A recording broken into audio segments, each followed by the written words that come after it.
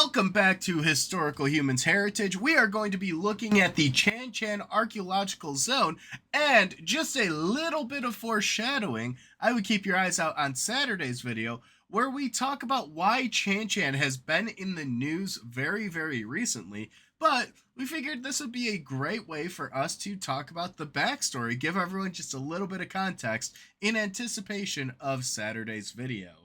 Yeah, yeah. So Chan Chan was this capital city of the Chimu Kingdom. And in the 15th century, it got taken out by the Inca Empire. And what's interesting about it is it was actually more prosperous than the Inca, as it is as it's the largest city in pre-Columbian America. It's technically 9 cities. It's got 9 separate citadels or palaces, and each one of those appears to have been wholly autonomous from the other 8. Interesting. So It's very interconnected. yeah, it's almost like like how Budapest is 2 cities that grew into each other. Ah, very interesting. This is 9. This is 9 settlements. This is 9 palaces. And this is one of the most important South American and pre-Columbian cities in pretty much the entire continent because of its size, because of its prosperity, and because of its importance tied to the Chimu Empire. And very unfortunately for them, also in the 15th century, there was a lovely group that came on marching through, and came marching they did. Yeah.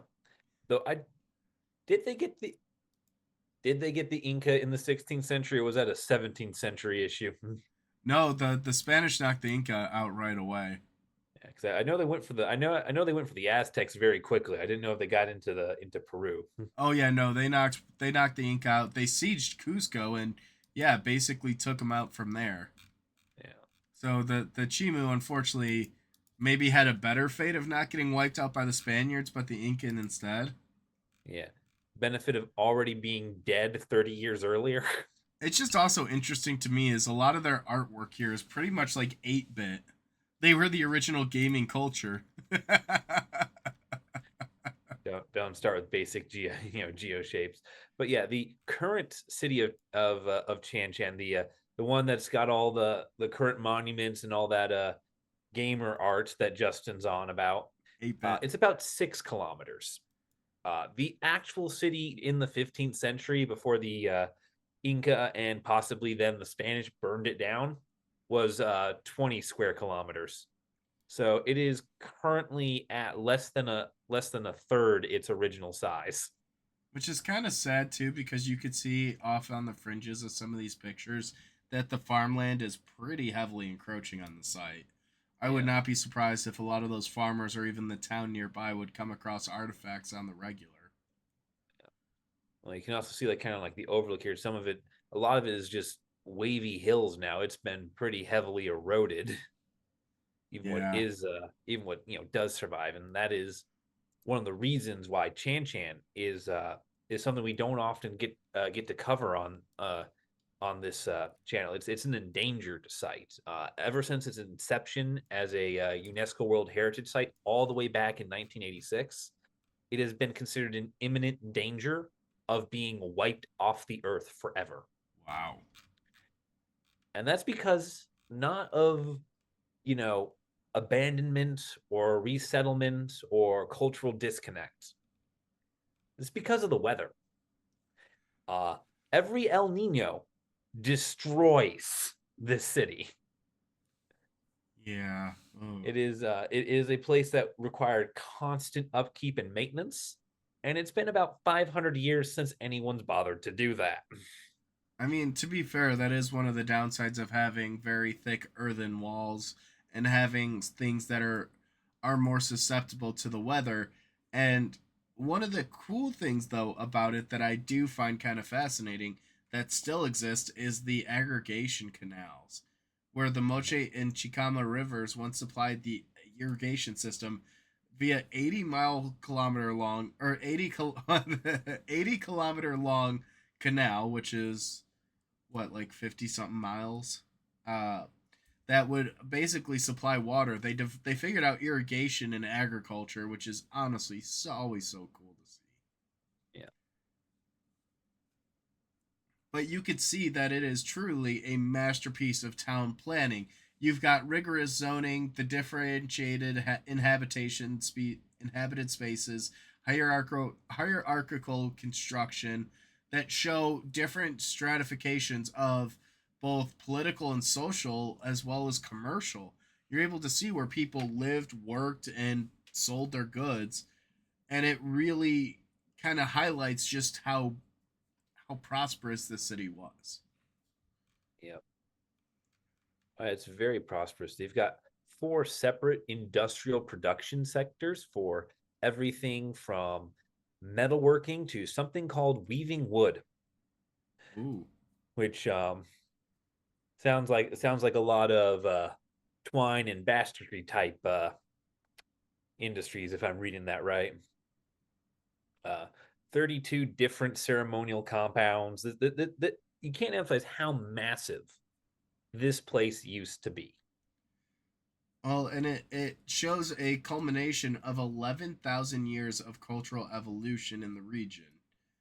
And the architectural ensemble basically shows the symbolic and sacred architecture with technical knowledge and shows how you can adapt to the environment, which I think is cool.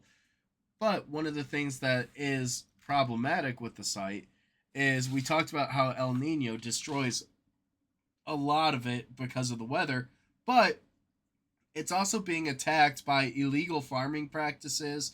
There was even a highway that cuts the site directly in two, as well as other land tenure and relocation issues in the surrounding area, on top of urban encroachment. Yeah, The site has a yeah, lot of things encroaching on it and slowly chipping away at that buffer. yeah. No, this is and a lot of this is a thing that happens when sites get abandoned and rehabitate inhabited with smaller populations. When Napoleon entered Rome in the early 19th century, no one realized that he was entering a city about half the size of what it had been under the Roman Empire. Everyone, people didn't realize the city spread out as far. And some of that is here. And then some of that is also just the people re-inhabiting it. There was no law stopping them from doing what was most convenient for living there, which would be building roads through the through what was historic structures. And one of the biggest problems that the site really encounters is in terms of its protection and management, they're actively trying to combat a lot of the issues that are happening there, such as illegal settlers, trying to stop illegal farming practices, and even the enforcement of the regulatory measures have really struggled to effectively be resolved in the long term and leads to issues being there, as well as they're still trying to establish a buffer zone just to really bring together all the different aspects and community partners. Yeah, yeah, and it's not just the people they're having a hard time with. They're having a hard time doing earthenwork repair on a lot of the still standing structures to limit the damage from El Nino years. They're having a hard time with just natural vegetation encroachment. Um, they don't even have a stable perimeter on on the city because it's so hard for them to effectively enforce and maintain any sort of boundary on this side. This is in danger on every level, and this is in the 21st century, despite the best efforts of law and regulation. It just really highlights how precarious some of these can be and how important it is to really put an effort into preservation and into working to save this, because I cannot emphasize it enough. History is a finite resource. And It can and will go one day, and we just really need to protect what we have so that future generations can study it with more intricate technology, with better tech, or they can also appreciate what came thousands and thousands of years before them. very short-sighted for people to go, ah, in my lifetime, I don't care about this, when people before and after will. Yeah, and one of the key things with this site is the Chimu are one of the links between the Inca, which are the people that get, taken down by the Spanish, and a lot of the much earlier and much older historical peoples that lived in Peru, like the Mochi, and taking, and losing Chan, losing that monumental accomplishment of, the last domino to fall before the Inca. That's, there's not really a word for how bad that is in terms of loss of historical and cultural continuity for the people of this area. Yeah, which is again also why it'd be a shame if someone were to decide to deface or graffiti it. But on that note, thank you guys for watching. If you enjoyed, let us know down below. And again, be sure to check out our video on Saturday where we got a very interesting topic. And we will see you guys in the next one.